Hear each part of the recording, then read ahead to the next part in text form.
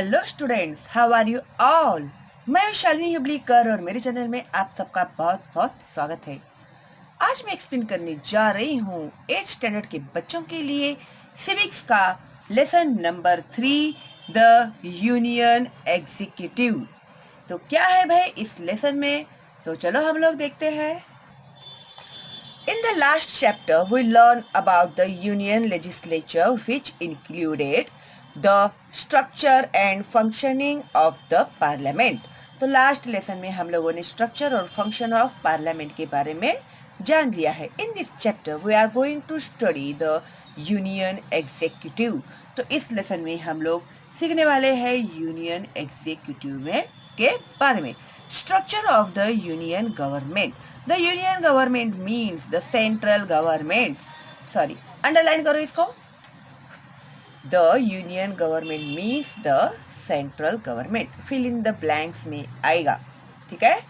The union government is made up of the following constituents. तो ये constituents के द्वारा यूनियन गवर्नमेंट बनाया जाता है। तो उसमें आते हैं प्रेसिडेंट, तो उसमें भी 2 पार्ट्स है, लेजिस्लेचर होते हैं और एग्जीक्यूटिव होते हैं। फिर लेजिस्लेचर में 2 है, लोकसभा एंड राज्यसभा, और एग्जीक्यूटिव में prime minister and council of minister होता है।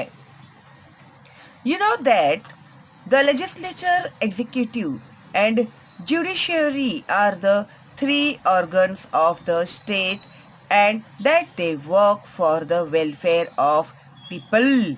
तो ये जो लेजिस्लेचर, एग्जीक्यूटिव एंड जो जुडिशरीज तो है, ये 3 इम्पॉर्टेंट ये है रोल है लोगों के, जो अपने स्टेट के वेलफेयर ऑफ पीपल यानी लोगों के भलाई के लिए काम करते हैं।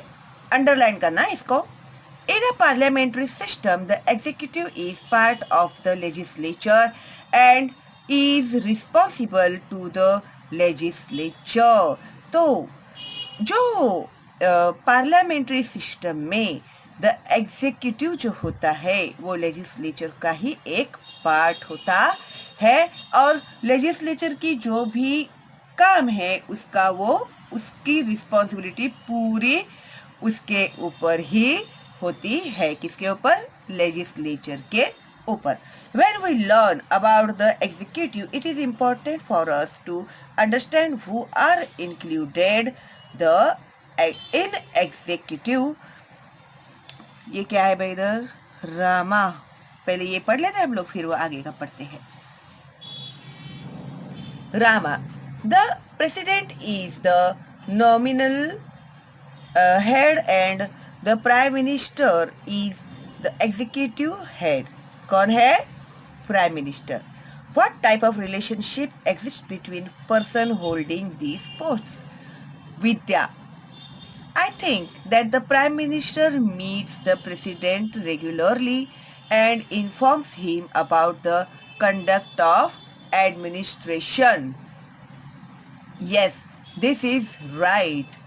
The prime minister informs the president about the administration of the country and about new laws and policies। Rather, the president has a right to seek such information। तो अपने भी देश के प्रेसिडेंट कौन है पता है तुम लोगों को? रामनाथ कोविंद जी है। तुम लोग को ये सब जानकारी रखनी चाहिए, ठीक है। तो ये आप लोगों को इन लोगों ने जानकारी दी।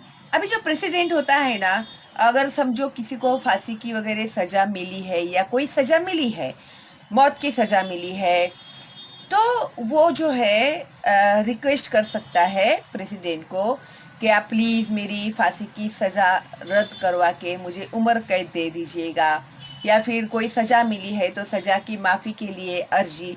तो वो कुछ पावर जो होते हैं वो प्रेसिडेंट के हाथ में ही होते हैं। वो आगे आप लोगों को आएगा डिटेल में, okay. What are the constitutional provisions relating the executive and what is the process of policy making for public welfare. तो ये जो executive is in important for, अभी एग्जीक्यूटिव हम लोगों के लिए इम्पॉर्टेंट क्यों है? To understand who are included in executive, तो एग्जीक्यूटिव में कौन लोग जो है उन्हें इंक्लूड किया गया है। What are the constitutional provisions, constitutional provisions कौन से है रिलेटिंग टू एग्जीक्यूटिव, एग्जीक्यूटिव के रिलेटेड। And what is the process of policy, और किस टाइप का पॉलिसी वो लोग प्रोसेस में लाने वाले हैं, किस लिए? पब्लिक वेलफेयर के लिए, पब्लिक लोगों की भलाई के लिए या फिर उद्धार करने के लिए। पब्लिक यानी हम लोग, आम लोग, ठीक है, आम जनता। India's union executive comprises of the president, prime minister and the council of ministers। Underline करो इसको। प्रेसिडेंट, अभी प्रेसिडेंट का क्या काम है? According to the provisions in the constitution of India, the president is the supreme head of the state. Underline करो इसको। Who is the supreme head of the state? The president is the supreme head of the state. तो constitution of India किसने लिखा है? Constitution of India बोलो, फटाक से आ जाना चाहिए मुंह में, फटाक से। किसने लिखा है? डॉक्टर बाबा साहेब आम्बेडकर जी ने लिखा हुआ है और उनके ग्रुप ने लिखा हुआ है। ओके, तो वो उसके हेड है। The office of the president has the highest honour and prestige and it represents the republic of India. तो उनका जो ऑफिस होता है और उनका जो दर्जा होता है वो बहुत ज़्यादा हाईएस्ट होता है, और Republic Prestige and it represents the republic of India. तो हमारे देश का प्रजासत्ताक जो है उसे वो रिप्रेजेंट करता है। All executive powers of the state are vested in the president by the constitution. तो all executive powers of the state, वो जो पावर्स होते हैं वो कॉन्स्टिट्यूशन के द्वारा प्रेसिडेंट को ही दिए जाते हैं।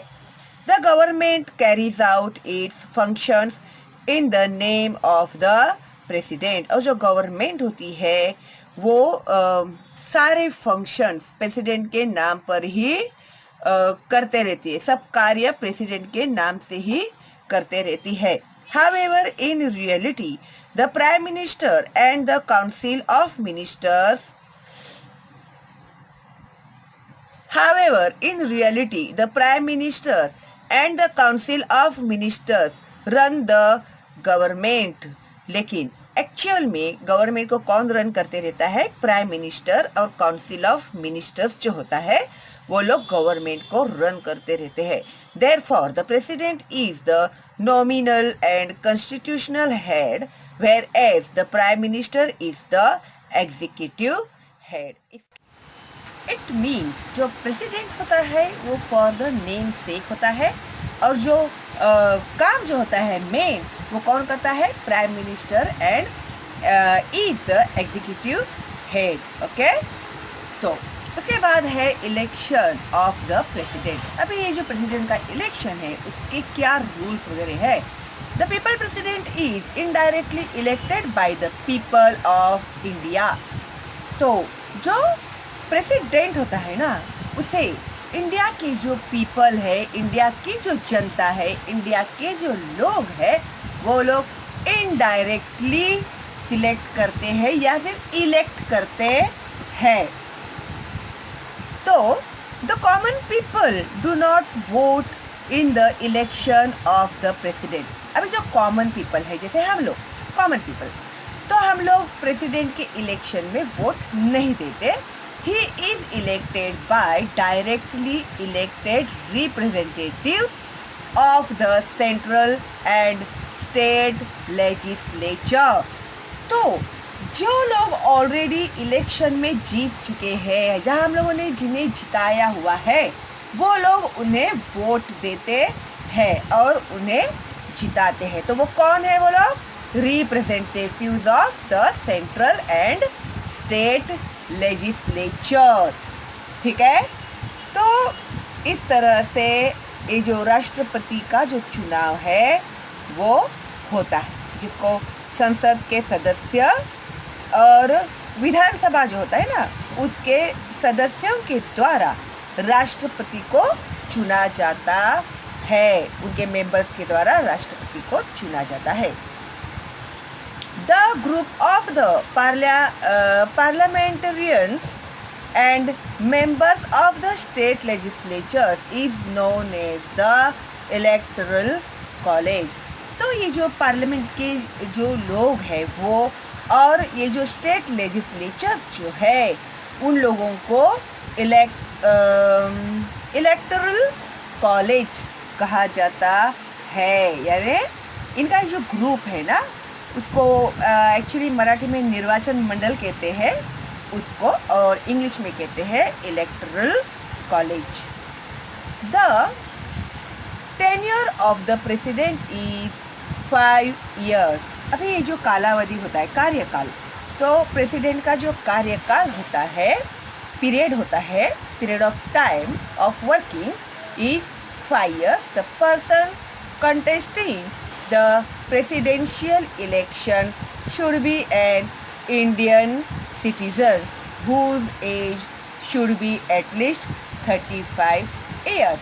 अभी जो भी व्यक्ति इंडिया में प्रेसिडेंट के पोस्ट के लिए इलेक्शन में खड़ा होना चाहता है, एक तो वो इंडियन सिटीजन होना चाहिए और उसकी जो उम्र है वो एटलीस्ट 35 years या उससे ज़्यादा होनी चाहिए। The person elected to the position of the president has to take an oath while accepting the post। तो ये जो व्यक्ति है जो प्रेसिडेंट के पोस्ट के लिए इलेक्टेड हुआ है तो उन्हें कसम भी खाना पड़ता है, ओथ लेना यानी कसम खाना। According to the oath, the president bears the responsibility of protecting the constitution and ensuring that the government runs as per the constitution। अभी ये जो शपथ विधि होती है ना प्राइम मिनिस्टर की, तुम लोगों ने देखा रहेगा ना, इलेक्शन के बाद मिनिस्टर्स की शपथ विधि होती है, ओथ लेते हैं वो लोग। तो इस ओथ में जो भी उसमें जो प्रेसिडेंट होते हैं वो एक्सेप्ट करते हैं इस पोस्ट को, और फिर वो जो उनके ओथ के हिसाब से, उनके कसम के हिसाब से president bears the responsibility of, तो वो कौन सी रिस्पॉन्सिबिलिटी बेयर करते हैं, प्रोटेक्टिंग द कॉन्स्टिट्यूशन यानी अपने संविधान की रक्षा करने की वो कसम खाते हैं या जवाबदारी लेते हैं।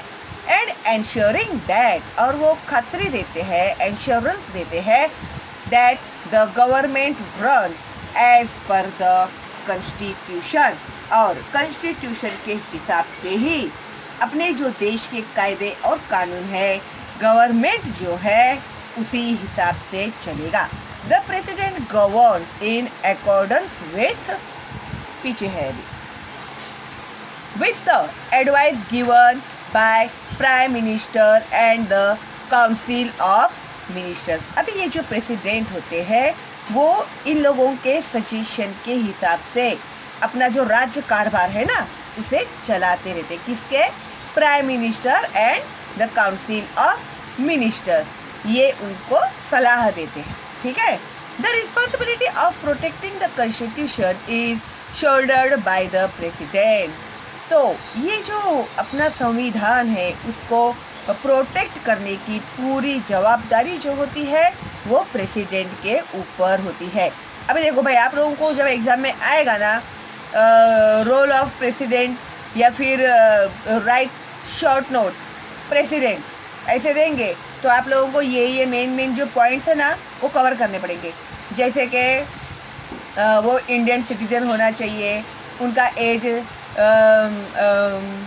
एटलीस्ट 35 इयर्स या फिर उसके ऊपर होना चाहिए, ये जो भी है ना, और फिर वो ओथ लेते हैं, फिर वो क्या है, उनकी क्या रिस्पॉन्सिबिलिटी है, कॉन्स्टिट्यूशन को उन्हें पालना होता है, सब इंडियन रूल के हिसाब से ही उन्हें चलना होता है।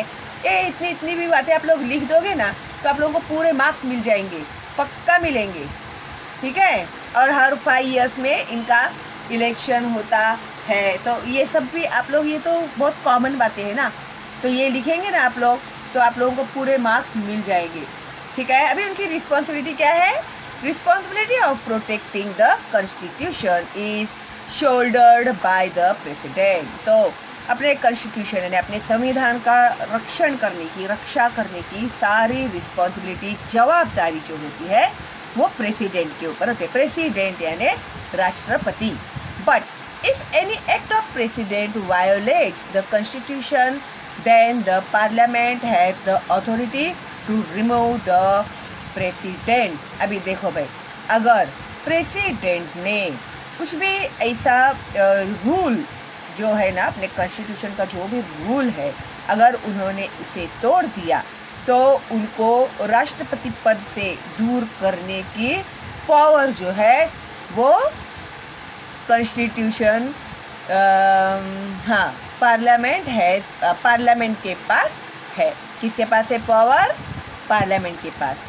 कभी वो लोग उन्हें उनके पद से हटा सकते हैं अगर उन्होंने अपने संविधान के खिलाफ कुछ भी कार्य किया, तो पार्लियामेंट जो है उन्हें उनके पद से हटा सकता है। This process is known as process of impeachment. तो ये जो प्रोसेस है उसे ही कहते हैं इम्पीचमेंट।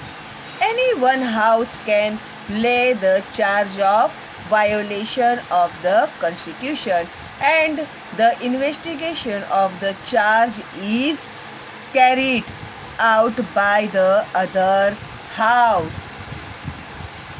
तो वन हाउस जो है वो प्रेसिडेंट के ऊपर वायोलेशन का चार्ज लगाता है और जो दूसरा हाउस है वो इन्वेस्टिगेशन करने का चार्ज लेता है। फिर उसके बाद दोनों हाउस मिलकर डिसाइड करते हैं कि क्या करना है करके। फिर उन लोगों का जो भी डिसीजन होता है वो हिसाब से जो मेजॉरिटी होती है, the resolution has to be passed by special to second and third majority of both the houses of parliament। तो मेजोरिटी करते हैं वो लोग कि रखना है क्या नहीं रखना है, फिर वो हिसाब से वो लोग डिसाइड करते हैं। Okay, now powers and functions of the president. अभी जो प्रेसिडेंट है उन्हें क्या क्या पावर्स है, ठीक है। The Constitution has entrusted several powers and functions to the President। अभी जो Constitution है उन्होंने प्रेसिडेंट को कुछ पावर दिए हुए हैं, अपने संविधान की तरफ से कुछ पावर दिए हुए हैं या फिर कुछ कार्य उन्हें दिए गए हैं। A few functions are enumerated as follows। अभी यहाँ पर उसमें के कुछ functions जो है यहाँ पर हम लोगों को उन्होंने दिए हुए हैं। 1. The President summons the meeting of Parliament, prorogue the session of Parliament, sends messages to both houses, dissolves the Parliament after the tenure is over or even before the tenure gets over। तो अभी first जो काम है parliament के meetings बुलाना, फिर उनको जब चाहे वो मीटिंग को वो ख़त्म कर सकते हैं। बीच में ही अगर उन्हें ऐसा लगा कि भाई बीच में इसको बंद कर देंगे तो वो बंद कर सकते हैं। प्रोरोग यानी स्टॉप करना। The session of parliament sends message to both houses, यानी दोनों हाउस में मैसेजेस सेंड करना। dissolves the parliament after the tenure is over। और टाइमिंग के पहले ही जो पार्लियामेंट है उसे बर्खास्त कर देने का पावर प्रेसिडेंट के पास होता है। और even before the tenure gets over, ठीक है। टेन्योर ख़त्म होने के पहले भी वो उसे बंद कर सकते हैं, ठीक है। टेन्योर यानी टाइम का पीरियड, टाइम, कालावधि बोलते हैं ना उसको, वो खत्म होने के पहले भी वो उसे बंद कर सकते हैं। 2. Bill passed by the Lok Sabha by and Rajya Sabha must be signed by the president. Lok Sabha और राज्यसभा के बिल पास करने का वो भी सिग्नेचर की अथॉरिटी भी जो है वो प्रेसिडेंट को होती है। Without he signature the bill can not become a law. उनके सिग्नेचर के बिना उस बिल का कोई भी वैल्यू नहीं है, वो लॉ में नहीं गिना जाएगा। 3. President appoints the Prime Minister and other ministers on the recommendation of Prime Minister। अभी जो प्रेसिडेंट है वो अपॉइंट कर सकते हैं प्राइम मिनिस्टर को और दूसरे मिनिस्टर्स को ऑन द रिकमेंडेशन। अगर किसी ने सजेस्ट किया, रिकमेंड किया उनका नाम, तो उन्हें वो उस मंत्री पद के लिए चुनते हैं। ठीक है, कौन? अपना president. 4. The president appoints the जजेस ऑफ द सुप्रीम कोर्ट। सबसे इम्पोर्टेंट, तो क्या अपॉइंट करते हैं वो? सुप्रीम कोर्ट के जजेस जो है उन्हें भी अपॉइंट करने का काम प्रेसिडेंट के हाथ में है। And the high courts, very important, हाँ, भूलना मत, इसको अंडरलाइन करो भाई तुम लोग। तो प्रेसिडेंट जो है वो जजेस को भी, सुप्रीम कोर्ट के जजेस को और हाई कोर्ट के जजेस को अपॉइंट करते हैं। The president also appoints the governor of state. अभी स्टेट गवर्नर भी अपॉइंट करते हैं, chief election commissioner and other important officers जो है उन्हें अपॉइंट करने का काम भी प्रेसिडेंट करते हैं। 5. The president is the commander in chief of the armed forces. तो अभी जो अपना प्रेसिडेंट है वो कौन है? अपने आर्म्ड फोर्सेस का, यानी अपने मिलिट्री का कौन है वो? कमांडर इन चीफ है। ठीक है, decisions regarding war and peace are made by the president. तो वॉर करना है या शांति बनाए रखना है, ये सब डिसीजन भी प्रेसिडेंट के हाथ में ही होते हैं। 6. The president has some judicial powers too. कुछ उनके पास जुडिशियल पावर भी है। जुडिशियल पावर मीन न्यायालयीन power. For instance the president has the power to reduce the punishment.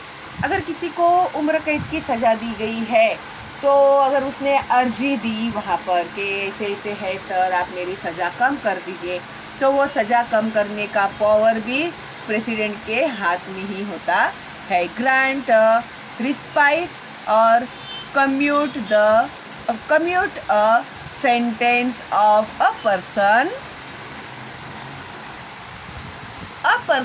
और इन स्पेशल सर्कमस्टेंसेस ग्रांट pardons और रिप्राइज ऑन ह्यूमैनिटेरियन ग्राउंड्स। अभी कभी कभी क्या होता है ना, जब राष्ट्रपति के पास ऐसे कोई अर्जी वगैरह जाती है, अभी समझो किसी की सज़ा कम करनी है या फिर बहुत कड़क सख्त सज़ा दी गई है, उसे कम करवाना है, या फिर ऐसा कुछ है सिचुएशन जिसमें इंसानियत के नाते, दया या रहम के नाते उसकी सज़ा कम भी की जा सकती है या फिर उसे आज़ाद भी किया जा सकता है। ठीक है, उसको सज़ा नहीं भी मिल सकती है। तो ये सब पावर जो है वो है अपने प्रेसिडेंट के हाथ में। 7. President has the power to declare emergency in case of a crisis situation arising in the country. अभी प्रेसिडेंट के हाथ में पावर है इमरजेंसी डिक्लेयर करने का। अगर देश में ऐसा कुछ प्रॉब्लम हो गया या फिर क्राइसिस हो गए तो वो इमरजेंसी घोषित कर सकते हैं। उसको मराठी में ना आणीबाणी जाहिर करना ऐसे कहते हैं। ठीक है, there are 3 kinds of emergencies mentioned in the constitution. अभी कौन से इमरजेंसीज है जिसके ऊपर प्रेसिडेंट ऑफ इंडिया जो है वो इमरजेंसी डिक्लेयर कर सकते हैं। तो वन है नेशनल इमरजेंसी, यानी अपने देश के प्रति कुछ है इमरजेंसी। तो स्टेट इमरजेंसी, अभी स्टेट इमरजेंसी यानी जो राज्य है ना, महाराष्ट्र वगैरह, तो उसमें कुछ इमरजेंसी है तो, या फिर फाइनेंशियल इमरजेंसी, या फिर आर्थिक इकोनॉमिकल, फाइनेंशियल इकोनॉमिकल इमरजेंसी हो, तभी वो इमरजेंसी डिक्लेयर कर सकते हैं। देखो उसके लिए भी रूल्स एंड रेगुलेशंस है। In the absence of the president his functions are carried out by the vice president. अभी प्रेसिडेंट के अंडर होता है वाइस प्रेसिडेंट। अभी कभी प्रेसिडेंट अवेलेबल नहीं है तो कोई भी डिसीजन लेना है, तभी ये वाइस प्रेसिडेंट जो है वो डिसीजन ले सकते हैं, उनके बाद में उनका नंबर आता है। The vice president is elected by members of both the houses.